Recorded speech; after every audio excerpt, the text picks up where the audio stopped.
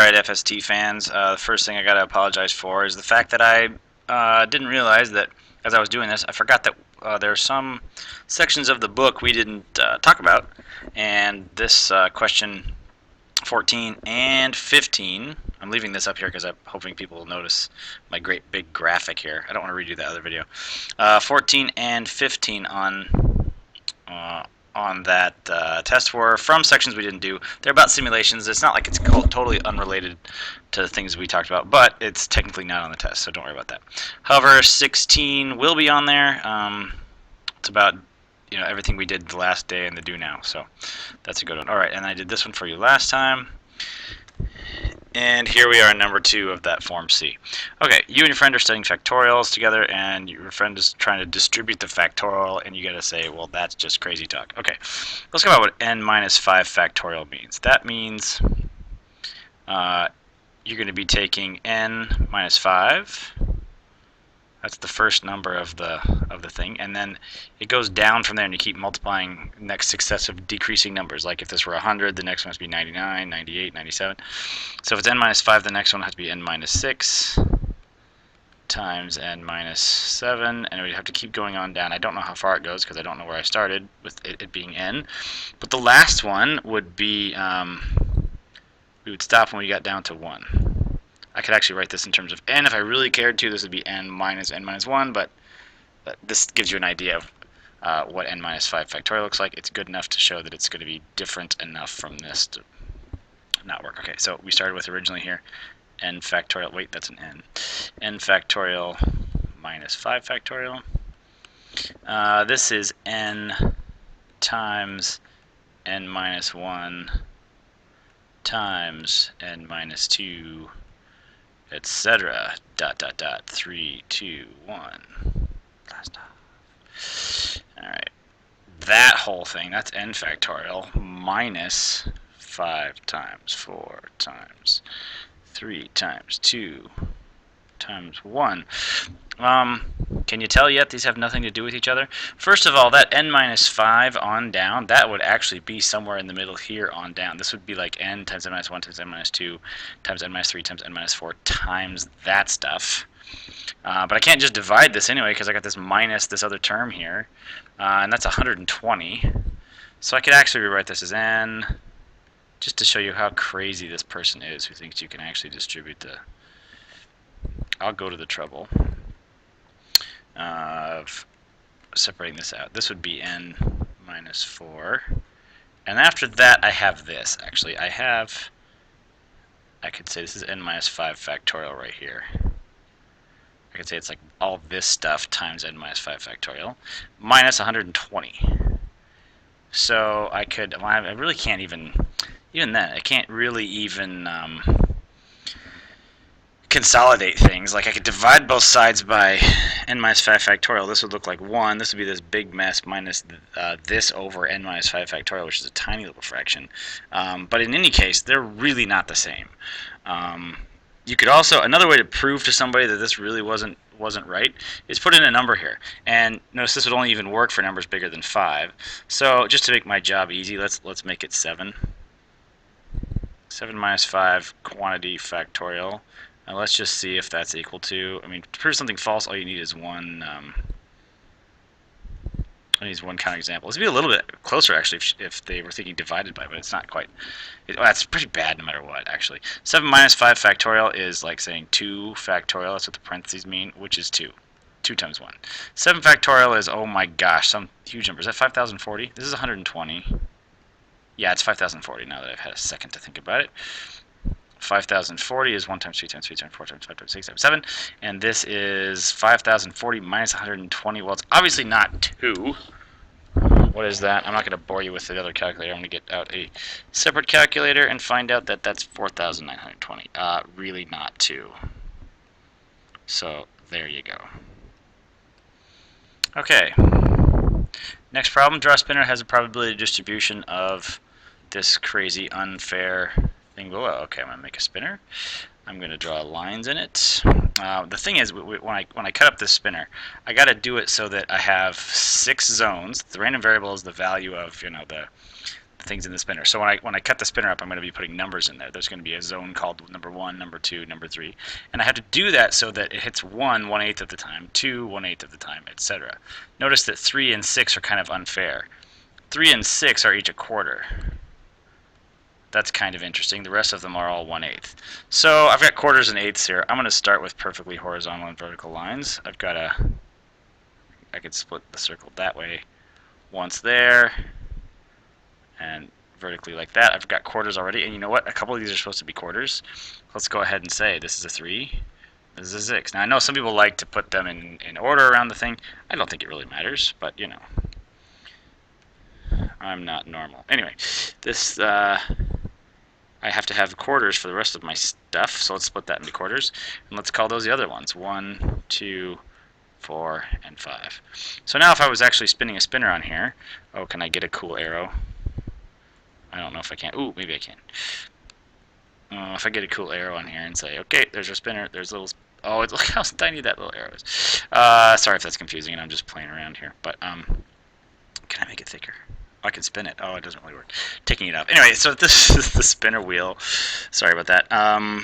You can see that 25% of the time it's going to land in this sort of quadrant here, the 3, and a quarter of the time it's going to happen in the 6, and the other ones are all kind of equally divided up by 1/8. This is just a sort of pie graph version of what this probability distribution looks like. Oh, and then I'm supposed to also give the expected value of one spin. Well, 1/8 of the time it's going to come up as 1. So that's how that fits into the average. 1/8 of the time, it's going to come up as 2. So I get to sort of count that. That adds to the average a little more. 1/4 of the time, it turns up 3. We've done this a lot by now. 1/8 of the time, it turns up 4. And I keep going. 5 times 1/8 plus 6 times 1. Wow. Messed that up. Plus 6 times a quarter. This is like saying in eighths, what I really have here is 1/8 plus 2/8 from there, plus, this is 3 times 2/8, that's 6/8, plus, how many eighths do I have there? 4/8. From the 5s, I get 5/8, and from the 6, I get 6 times 2 is 12/8. That's really how many eighths I have. And 1 plus 2 plus 6 plus 4 plus 5 plus 12 is 30. So I get this wacky value that can't really happen. 38 is like saying 3 3/4, which is, you know, not really a value. It's not like there's an actual value of 3 3/4 on here. But you could just, what that means is you should expect that when you just spin this thing randomly, on average, you're going to get a number at 3.75. So if you did it 100 times, your total would be about 375. Okay. Number 4. At the right is shown an intersection of 2 streets. We're coming into the intersection this way. We want to make a list of outcomes. What are all the possible events? After a car enters the intersection here, what could the car possibly do? So, well, let's just make a list. I'm just going to make a bulleted list. I don't want to really name them yet. One event is that the car could turn west. One event is that the car could go straight north. One event is that the car could turn and go east. Now, some people might stop there, and that's perfectly fine. If you stop there, your life is sort of easier when it gets to the next part of the question, when it says which ones of these are mutually exclusive, ones are independent, that kind of stuff. And again, when it's talking about complementary, mutually exclusive, dependent, or independent, they mean take any pair of them. Is it like W and N? Are those mutually exclusive? Are those dependent? Are those complementary? And actually, you know what? Let's go ahead and talk about that right now. Then I'll go on. Describe some other events that you could actually infer here. Are any of these complementary? Well, any two of them, not really. Like it's not like if you have to go, you have to go either west or north. Complementary, of course, means that you have to be talking about all of the events possible in a, or all the possible outcomes of a situation. Here, all of the possible outcomes are that west and north and east. Any set of two of them is not complementary. Would you talk about all three of them being complementary? I don't know. I suppose I kind of would. The book defines complementary as just 2 at a time, though. I guess you could say west and not west is complementary. Mutually exclusive, well, I think any pair of these would be mutually exclusive. Like you can't turn west and east at the same time. You can't go north and west at the same time. You can't go east and west at the same time. So I would say any pair. Mutually exclusive, I would say, yeah, all three pairs. W and N are mutually exclusive. N and E are mutually exclusive, and W and E are mutually exclusive. Any pair. Dependent. Like, what's the probability? Dependent or independent, I guess we talk about at the same time. Dependent and independent is about, is one outcome sort of affecting the next one. If we're talking about one car and then the next car, then I think that, yeah, these are totally independent. Like you could have a probability that one car goes west, and the probability that the next car is going to go north will have absolutely nothing to do with that. If you're talking about the same car going west and going north, that kind of doesn't make sense at all. So that would certainly be dependent, but I don't think that's what they mean in the question. I think they mean successive cars. So I think that's it for just this. This gets a whole lot more complicated, and I'll change to the other color of, okay, Mr. Craig's going off a little bit crazy here. Do we really need to care about this? You could have a category called U-turn. Could it be that a car, enters the intersection, does that? You could have a category or possibility that the car just decides, I'm not leaving this intersection at all. I got to do some shopping in the area. So they park at the intersection, or they park along the little street right here. Then things start to get complicated. You start getting creative, and it starts causing all these problems. So don't get creative. No, I'm kidding. It's good. It's what makes life worth living. Okay. Anyway, if you decide you're going to do a U-turn or have park be one of these ideas, then there's like a lot of overlap now, because you could turn west and then also park, and you might want to consider, like in this map, it looks like there might be some parking area here. Who knows? You might go straight a little bit then park. You might park before you get there. You might do a U-turn and then park. So the U-turn now the parking starts to overlap with all of these. It's not mutually exclusive, I don't think. If you really want to get creative, parking isn't mutually exclusive with probably anything. U-turn is probably mutually exclusive to west, north, and east. See, it leads to a good discussion about what does it mean to be mutually exclusive, and what does it mean to be complementary or independent. If you're talking about a single car probably can't do any two of these, of course, like we said before, unless we're talking about parking being one of those things. And then parking and those things are totally independent. You could turn west and park. Whether or not you park has nothing to do with whether or not you turn. If there's parking available, all these spots. Looks like you might need to know some more stuff about that, about the actual map, where the parking spaces are, and all that kind of stuff. But I don't know. I think that's about as crazy as we can get. You might even add a third category or another category here, like they got in an accident and they had to stay in the intersection beyond what they planned. I mean, you could really go crazy with this. But that's why I love these questions. All right, then the last one, and I got 2 minutes. I could probably figure this fast. For the next test, the math class may choose n multiple choice items having 4 choices, or an equal number of matching items, each item in column A matching each one of n items in column B. Students believe they have a better chance of guessing if you're doing option 2. What do you think? Well, number one, think about it. The number of possible outcomes on this one. The first question has 4 outcomes, 4 possible things you could guess. The second question, 4 things. The third question, 4 things.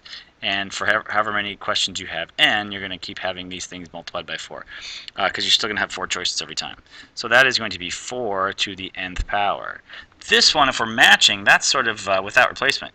You got n possibilities for the first question here, but then after that, the next question, you've taken that possibility out. It can't repeat. And that's going to go on down to the last question sort of being done first. You've done all the rest, to n factorial. And if you're going to have a better probability of guessing, each one of these, your guessed test is one possibility out of the total, whether that's 4 to the nth power or if that's n factorial. So one of these is going to be like your chances of guessing it all correctly. So the question is just basically which is bigger, 4 to the nth power or n factorial?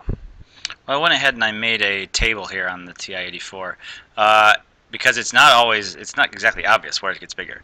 If I let one column be 4 to the x and one column be x factorial, and I look at the table, go look at the table, then yeah, here at the beginning part of the table, the 4 to the x seems to be bigger. But if you go down here far enough, it doesn't take long. Okay, I got 10 seconds.